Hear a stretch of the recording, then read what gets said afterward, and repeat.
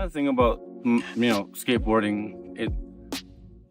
My dad skateboarded, and I left the skateboard on the road, and I got run over, and he stopped skateboarding. But it stayed with me, and I kept skateboarding.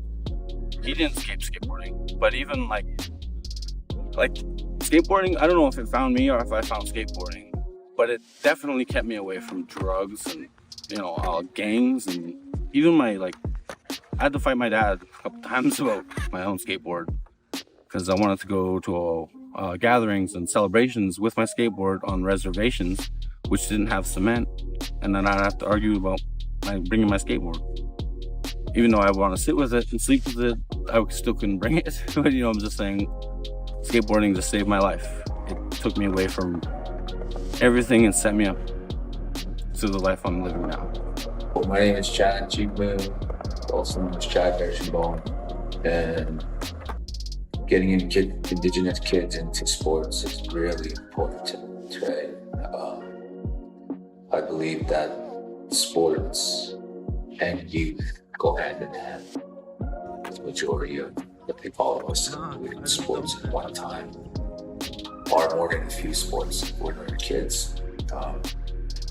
Especially Indigenous kids, it takes us away. When I say us, because I was Indigenous youth at one time, and it brings us to a good place, right?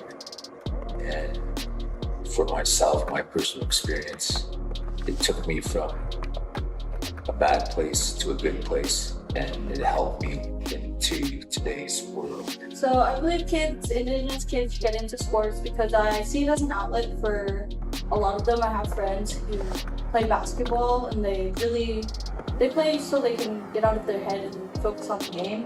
And then I have a lot of friends who skateboard, and most of them, a good amount of them are Indigenous, and they just kind of use it as a way to escape from all their stresses of reality.